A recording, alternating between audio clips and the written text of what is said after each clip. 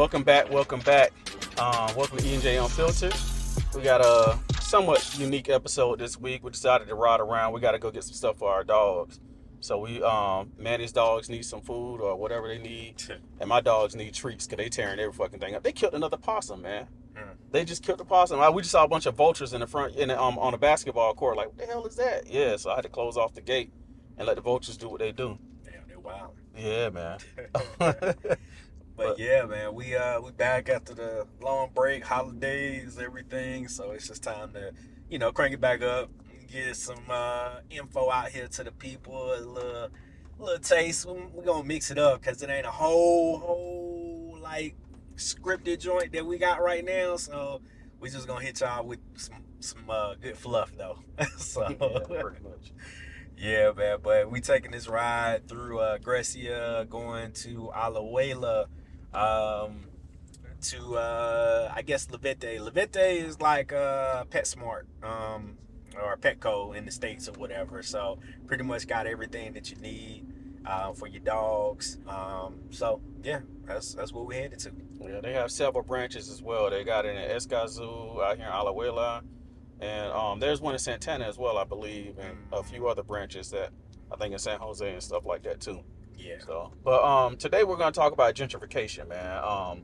It's not a long, lengthy topic, so we might actually touch up on pop culture or whatever topic we segue into as we're riding. But gentrification, just the only reason I'm bringing it up is because my wife has a TikTok account and she documents our transition from the U.S. to Costa Rica, and a lot of the locals, they've made comments about gentrification, some negative, some positive. But I guess it's more so just to get the message out there that, they keep it aware that people migrating and moving to other countries does affect the economy. Fortunately, we're not trying to be like a lot of expats. We don't want to come out here and blow up the economy. We're trying to, we focus on, shopping and eating in small businesses, mom and pop shops and stuff like that. We're not trying to buy up all the land and have a bunch of rental properties available and stuff like that, like a lot of other expats that we have run across or we do know. So, but we also acknowledge that it is an issue, and we want to try to do our best to minimize our footprint to contributing to the gentrification. Exactly, because I mean, you come from another country where they still kind of look at you as, you know, they consider you rich, by any means, that they just think that, hey, you make thousands and thousands of dollars a week or a month, or you just really balling out here. But we know that's not the case with a lot of most Americans. But it's like G said, we just want to try to minimize our footprint as far as having a negative effect on the population here, because things are still actually getting expensive, even without expats, because more Costa Ricans are actually going higher education. They're getting more like tech jobs are coming here, and it's just a lot more that's actually boosting up the actual wages. And actually I saw an article on Tico Times the other day that said, matter of fact, I think it was yesterday, that Costa Rica actually has the highest minimum wage in Latin America right now. And so I think the average is something like $780 a month, for minimum wage income, which honestly, that's not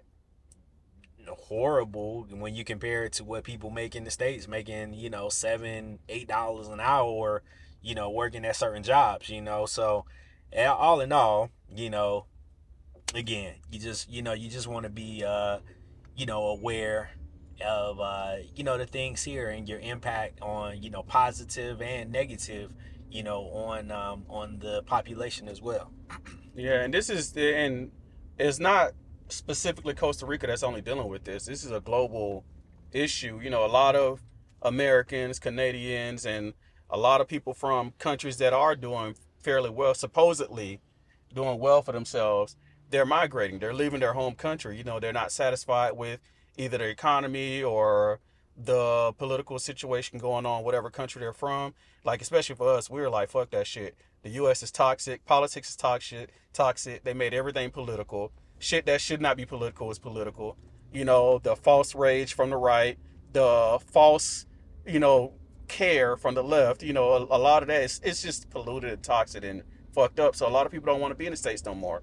And we know several Canadians that live out here because their own personal reasons. Some of them, they just wanted a better quality of life, a more slower and peaceful life. And some are like, yo, they just can't afford to stay in Canada no more. Mm-hmm. So there's people from all over the world. I think I met somebody from UK a couple weeks ago. I think he's from UK. He had the accent, and he was like, yo, he can't afford to have a flat out there, so he had to come out here.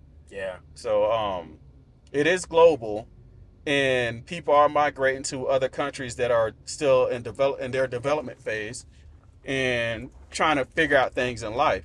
So it's just the biggest thing is be aware of what you bring to that country, and to either Costa Rica or whatever country you're moving to just try not to do your best to not fuck up the economy. Don't come in flashing all your money, acting like you're a big boss or Don Corleone or whatever his damn name is, Mm-hmm. and but just try to blend in, be part of the culture, be part of the people. That's our goal. I never be Tico, but I'm gonna try my best to be as Tico as possible. Yeah.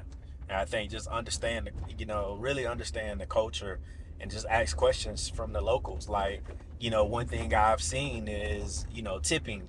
I think we might have mentioned this, on a prior podcast, but tipping, that's, something that's included like within your bills, like when you go to, a restaurant or something. So, I mean, it's not really customary to, drop 15-20% or extra on top of the check, because I think it's 10% that they build into it. Yeah, something like Yeah, that. things like 10%, but they're grateful for it. But again, you don't want to mess it up, because let's say, hey, you start tipping extra $5, $10, $15, then they're gonna start looking at the ticos that come out to eat with their families like, look, like, y'all not tipping us the same, and so you don't want to have a domino effect, negative, in negative ways, in that particular country that you decide to, venture to, but, again, we always, we've said it numerous times, you got to just kind of leave that privilege, that U.S. privilege or U.K. privilege or white privilege or whatever you have, you got to leave that behind, because it's all about respect, and in adjusting to a culture that's not yours and it's different. And of course, it's going to be things that you might not agree with. But at the end of the day, you come into another whole country, just like, hey, white people came to America and they didn't like the way, the Indians did something. They didn't like this and this and this. So they decided to change things, and so stop trying to change the locals to conform to you, and you conform to the way that they do things, and that's just that's the right and honest way to do it. Exactly. Meet them where they're at. Show respect, show courtesy, consideration, and whatever country you migrate to, just know that it's not going to be whatever country you come from. There's a reason you moved there. Respect the reason you moved there. If you moved there for peace, there's a reason the country is peaceful. It's because of the way they are. And Mm-hmm. bringing your ways to their country is going to eventually change over time, change their ways. And what are you going to do? Migrate to another country because you changed the way they are? That's things you got to think about. Yep, exactly. So, yeah, I don't really have much else to say about gentrification. I mean, and all that, because I mean, at the end of the day, it's happening everywhere, and it's just one of those things that I think people have to look ahead of the present and see where the future is headed, regardless of real estate or politics or whatever. You just got to kind of be aware and have yourself and your family ready for changes that could happen going forward in the future, because it just to me, 2024 is just going to be a very interesting year, and it's going to be a lot of I think it's going to be a lot of backlash, regardless of and just a downward spiral and effect, in other parts of the world, depending on what happens in the United States when it comes to the election. So that's that's it, man. Yeah. Yeah, that's pretty much it. Just my mentality with gentrification and stuff like that, and affecting the economy. I believe with so many people migrating from their home country, over time it will eventually flatten out, but there still is going to be some type of damage to to whatever country you migrate to. So your best bet is to like mitigate or minimize how much damage you contribute to it. Yeah. So to that footprint. So minimize your footprint, do what you got to do, and yeah, that's it. So how about Cat Williams?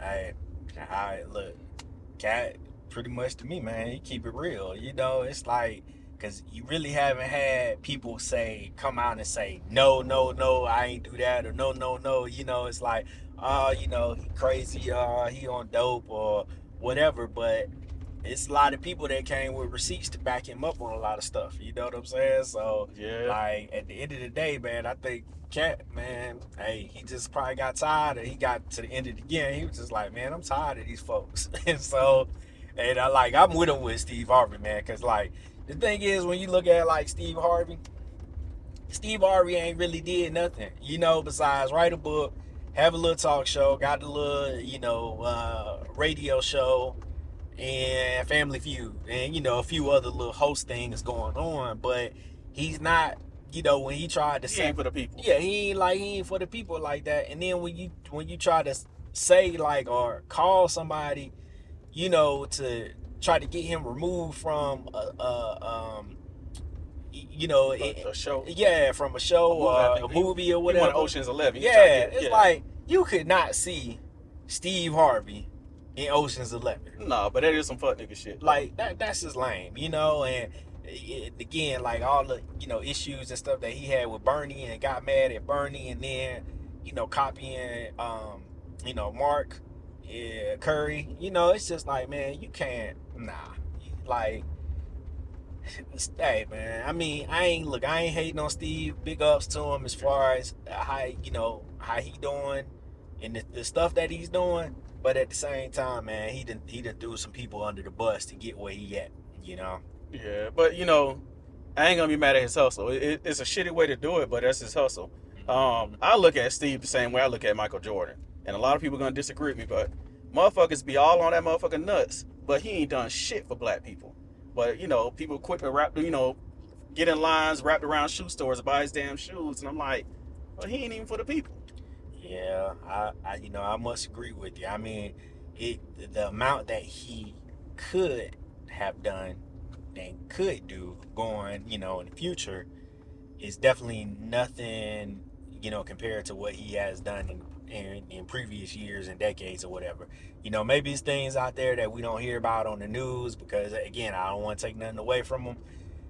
As far as a lot of people do things in private that they don't, tell us about, but also you got folks like Shaq, that just goes out and just does random stuff, going to, shoe store, going electronic store, and just be like, hey, I'm gonna buy you an iPhone. I'm buying everybody drinks or dinner, or I'm taking this kid that got this big 19 size shoe or whatever. I'm gonna buy him, a whole bunch of prom stuff, or it's just like, it's things like that I think matter to people. You know what I'm saying? That they just really have more of a profound respect for. When you can still be a business person and still uplift your culture as well. So yeah, I mean, it's just them times, man. I mean, because at the end of the day, man, you look at these people that's so greedy in life right now and in this world.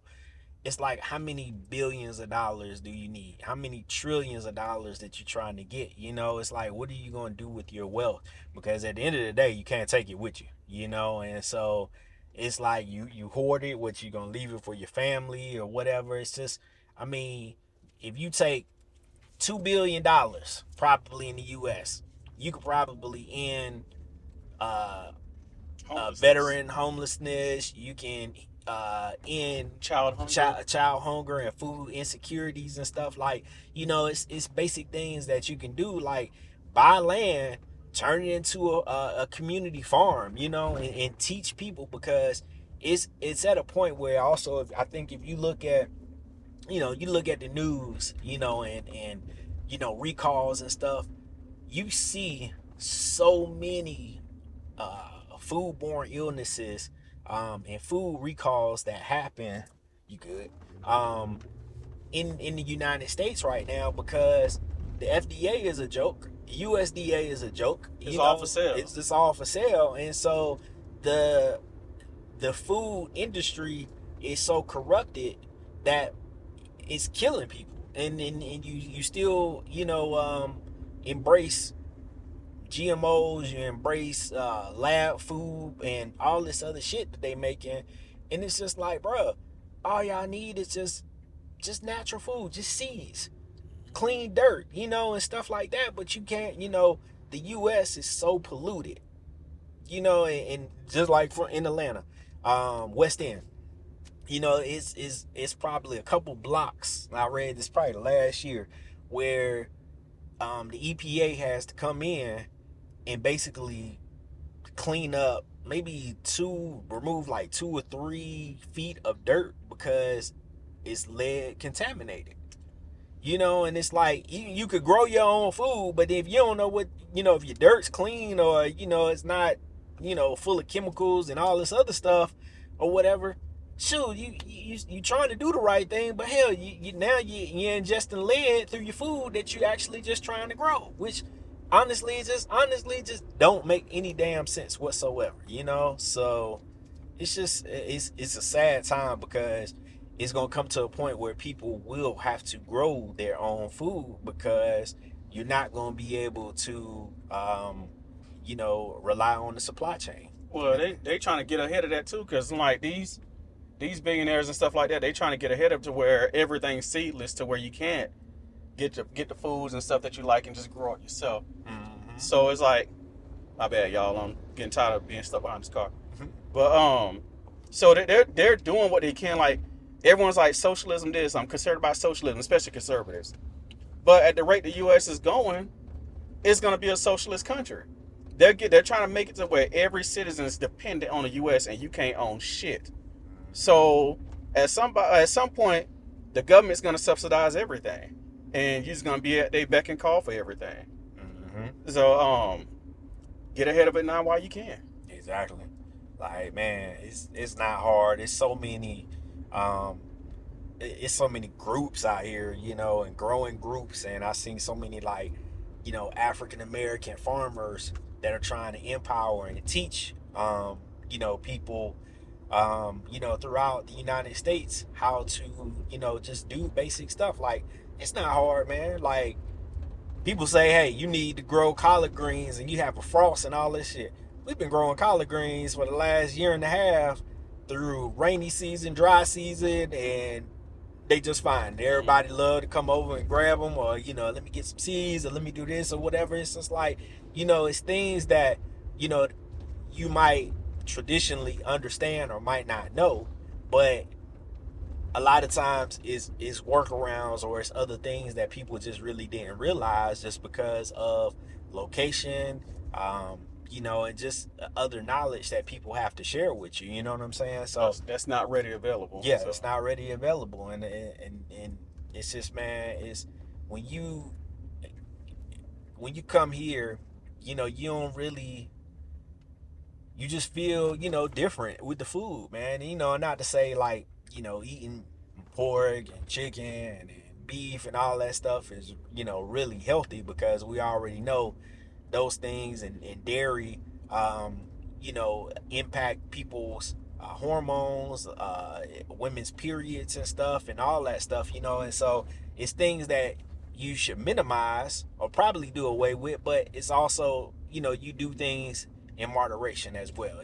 Like, I don't think I ever give up seafood. Like, I'm all, as long as hopefully and right, as long as shrimp and fish and stuff are in the sea. You know what I'm saying? But it's things also like those fish are probably ingesting micro plastics, and we ingest the fish or the shrimp or the lobsters or the crabs and all the other stuff.